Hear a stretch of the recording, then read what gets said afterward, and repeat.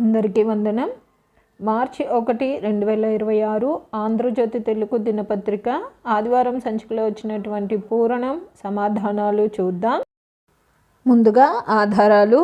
1 అడ్డం, 5 మహాసముద్రాలలో 1 2 అక్షరాలే రావాలన్నారు కాబట్టి హిందూ మహాసముద్రం సరిపోతుందండి, కానీ ఇక్కడ హిందూ అని రాస్తే చాలండి.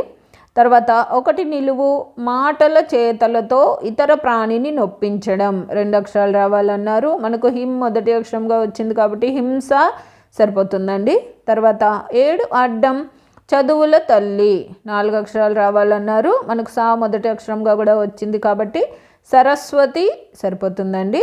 తర్వాత 2 నిలువు, తెలుగు టెలిఫోన్ 4 అక్షరాలు రావాలన్నారు. మనకు దూర అని మొదటి 2 అక్షరాలు వచ్చేసింది కాబట్టి దూరవాణి సరిపోతుందండి.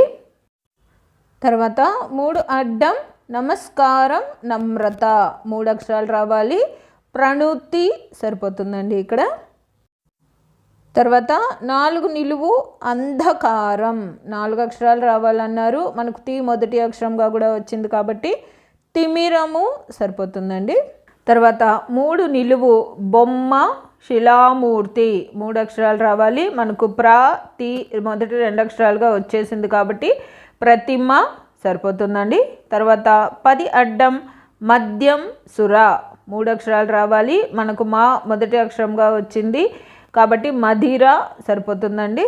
తర్వాత 8 అడ్డం, అధికం 3 అక్షరాలు రావాలి. మనకు మీ మొదటి అక్షరాలుగా వచ్చింది కాబట్టి మిక్కిలి సరిపోతుందండి.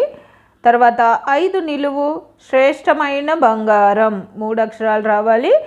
మేలిమి బంగారం, కానీ 3 అక్షరాలే అన్నారు కాబట్టి మేలిమి అని రాస్తే సరిపోతుందండి 5 నిలువు. తర్వాత 5 అడ్డం, భూమి 3 అక్షరాలు రావాలి. మనకు మే మొదటి అక్షరంగా వచ్చింది కాబట్టి మేదిని సరిపోతుందండి. తర్వాత 6 నిలువు, ఇల్లు గృహము 3 అక్షరాలు రావాలి. మనకు నీ మొదటి అక్షరంగా వచ్చింది కాబట్టి నిలయం సరిపోతుందండి. తర్వాత 9 అడ్డం, గురి 2 అక్షరాలు రావాలి. లక్ష్యం సరిపోతుందండి ఇక్కడ, మనకు మొదటి అక్షరంగా కూడా వచ్చింది. తర్వాత 12 అడ్డం, మరీచం ఘాటైన మసాలా దినుసు 3 అక్షరాలు రావాలి. మరీచం అంటే మిరియాలు అని అర్థము, కానీ ఇక్కడ మిరియం అని రాస్తే సరిపోతుందండి, 3 అక్షరాలే అన్నారు కాబట్టి. తర్వాత 14 అడ్డం, వర్తకం వ్యాపారం 3 అక్షరాలు రావాలి. మనకు నీ 2 అక్షరంగా వచ్చింది కాబట్టి వాణిజ్యం సరిపోతుందండి. తర్వాత 14 నిలువు, కాకి 3 అక్షరాలు రావాలన్నారు. మనకు వా మొదటి అక్షరంగా కూడా వచ్చేసింది కాబట్టి వాయసం సరిపోతుందండి. తర్వాత 23 అడ్డం, తాత్కాలిక మార్కెట్ 2 అక్షరాలే రావాలి. మనకు సం మొదటి అక్షరంగా వచ్చింది కాబట్టి సంత సరిపోతుందండి. తర్వాత 24 నిలువు, పుత్రిక 3 అక్షరాలే రావాలి. మనకు తా మొదటి అక్షరంగా వచ్చింది కాబట్టి తనూజ అన్న పర్యాయ పదం అయితే ఇక్కడ సరిపోతుందండి. తర్వాత 30 అడ్డం, రాత్రి పసుపు 3 అక్షరాలు రావాలి. రజని సరిపోతుందండి, మనకు జా 2 అక్షరంగా వచ్చింది కాబట్టి. తర్వాత 30 నిలువు, పాతాళ లోకం 4 అక్షరాలు రావాలి. పాతాళ లోకంకి చాలా పర్యాయపదాలు ఉన్నాయండి. నాగలోకము, రసాతలము అని, మనకి ఇక్కడ రసాతలము అన్న పర్యాయపదం అయితేనే సరిపోతుందండి మిగతా ఆధారాలకు. తర్వాత 15 నిలువు, అగ్నికి తోడయ్యే నెయ్యి కింద నుండి 2 అక్షరాలు. అగ్నికి తోడయ్యే నెయ్యిని ఆజ్యం అంటారు, కానీ కింద నుంచి అన్నారు కాబట్టి ఇక్కడ 15 నిలువు ఎలా వస్తుందంటే జం ఆ అని వస్తుందండి. తర్వాత 18 అడ్డం, మోకాళ్ళ వరకు చేతులు గలవారిని ఈ బాహుడిగా పేర్కొంటారు 3 అక్షరాలు రావాలి. ఆజాను బాహుడు, మనకు ఆ మొదటి అక్షరంగా కూడా వచ్చేసింది కాబట్టి 18 అడ్డం ఆజాను అని రాస్తే చాలండి. తర్వాత 11 నిలువు, వజీరు మంత్రి 3 అక్షరాలు రావాలి. దివాను సరిపోతుందండి. తర్వాత 19 నిలువు, అల్లుడు 3 అక్షరాలు రావాలి. జామాత సరిపోతుందండి, జా మొదటి అక్షరంగా కూడా మనకు వచ్చింది. తర్వాత 26 అడ్డం మూడవ తిథి 3 అక్షరాలు రావాలి. మనకు తా మొదటి అక్షరంగా కూడా వచ్చింది కాబట్టి తదియ సరిపోతుందండి. తర్వాత 25 నిలువు ఇంద్రజాల విద్య 2 అక్షరాలు రావాలి. మనకు రెండో అక్షరం యా వచ్చింది కాబట్టి మాయా సరిపోతుందండి. తర్వాత 13 నిలువు కుత్తిక కాదు తమ్ముని భార్య 3 అక్షరాలు రావాలి. మనకు మొదటి అక్షరంగా వచ్చింది కాబట్టి రిత్తిక సరిపోతుందండి. మనం ప్రతి ఆదివారం 1-2 కొత్త పదాలు తెలుసుకుంటూ ఉంటాం కదండి క్లూస్ ఆధారంగా. నేను ఈ వారం తెలుసుకున్న కొత్త పదాలలో రిత్తిక అంటే మరదలు లేదా తమ్ముని భార్య అనే అర్థం వస్తుందంట. అలా మీరేమైనా కొత్త పదాలు తెలుసుకున్నట్లయితే నాకు ఈ పూర్ణం పూర్తయిపోయిన తర్వాత కామెంట్లో తెలియచేయండి.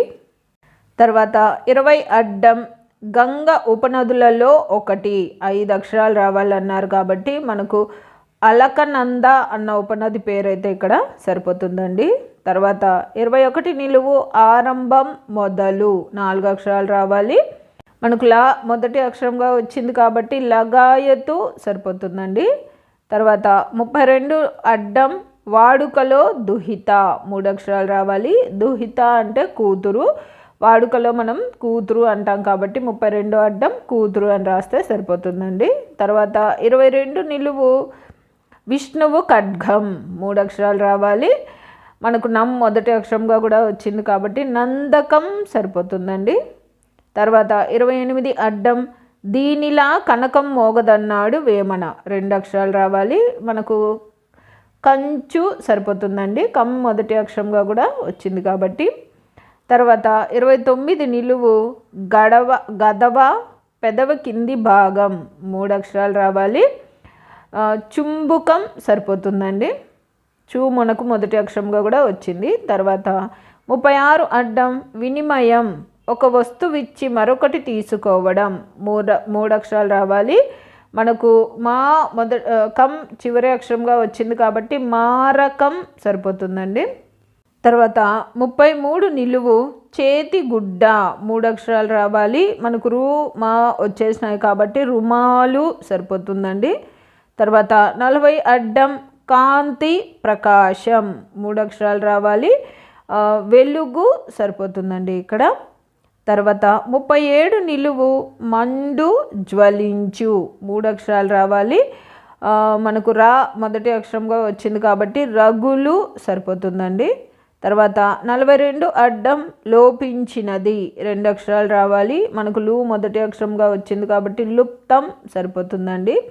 తర్వాత 27 నిలువు దినము పగలు 3 అక్షరాలు రావాలన్నారు కాబట్టి దివసం సరిపోతుందండి. మనకు మొదటి అక్షరంగా కూడా వచ్చింది.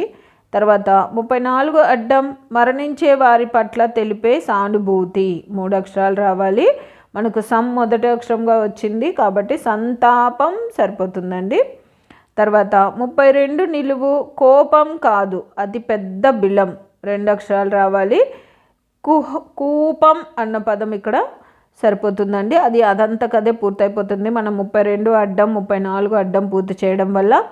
ఇది కూడా నేను తెలుసుకున్న కొత్త పదాలలో రెండవ పదం అండి. కూపం అంటే బిలం అనే అర్థం అంట. తర్వాత 40 నిలువు చిన్ని కృష్ణుని దొంగను చేసిన నవనీతం 2 అక్షరాలు రావాలన్నారు. వెన్న సరిపోతుందండి. మనకు మొదటి అక్షరంగా కూడా వచ్చింది. తర్వాత 31 నిలువు ప్రాయశ్చిత్తం 3 అక్షరాలు రావాలి. మనకు మొదటి అక్షరంగా వచ్చింది కాబట్టి నిష్కృతి సరిపోతుందండి. తర్వాత 38 అడ్డం శ్రీపదం పూజ్యమైన 2 అక్షరాలు రావాలి. మనకు మొదటి అక్షరంగా వచ్చింది కాబట్టి తిరు సరిపోతుందండి. తర్వాత 39 నిలువు సుగ్రీవ సతి 2 అక్షరాలు రావాలి. మనకు మొదటి అక్షరంగా కూడా వచ్చింది కాబట్టి రుమ సరిపోతుందండి. తర్వాత 41 అడ్డం మోహం 3 అక్షరాలు రావాలి. మనకు మొదటి అక్షరంగా వచ్చింది కాబట్టి మరులు సరిపోతుందండి. తర్వాత 17 నిలువు సమాధి 2 అక్షరాలు రావాలి. తుద సరిపోతుందండి. ఇది నాకు కొంచెం డౌట్గా ఉందండి, ఇది కరెక్టో కాదో అని. మీలో ఎవరికైనా తెలిసినట్లయితే నాకు కామెంట్లో తెలియజేయండి. సమాధికి పర్యాయ పదం తుద అనుకుంటున్నాను.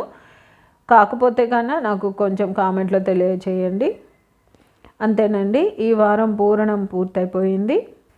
నా ఈ సమాధానాలు గాన మీకు నచ్చినట్లయితే ఈ వీడియోని తప్పకుండా లైక్ చేయండి. మీరు లైక్ చేయడం వల్ల మాత్రమే ఈ వీడియో అందరికీ స్ప్రెడ్ అవుతుందండి. అలాగే ఇందులో అక్షర దోషాలు కానీ పదదోషాలు కానీ ఏవైనా వచ్చినట్లయితే దయచేసి నాకు కామెంట్ రూపంలో తెలియచేయండి. మరియు పద వినోదం పూర్తి చేసే మీ స్నేహితులకు, మీ బంధువులకు ఈ వీడియోని షేర్ చేయండి. అలాగే జయ సాయిస్ అనే నా ఛానల్ను మీరు ఇప్పటిదాకా సబ్స్క్రైబ్ చేసుకోకపోతే దయచేసి సబ్స్క్రైబ్ చేసుకోండి. మీరు సబ్స్క్రైబ్ చేసుకోవడం వల్ల నేను ప్రతి ఆదివారం అన్ని తెలుగు దినపత్రికలలో వచ్చేటటువంటి పద వినోదాలు మరియు సుడోకులను పూర్తి చేసి అప్లోడ్ చేస్తూ ఉంటాను. నేను అప్లోడ్ చేసిన వెంటనే మీకు నోటిఫికేషన్ వస్తుంది. కాబట్టి జయ సాయిస్ అనే నా ఛానల్ను తప్పకుండా సబ్స్క్రైబ్ చేసుకోండి. ధన్యవాదములు.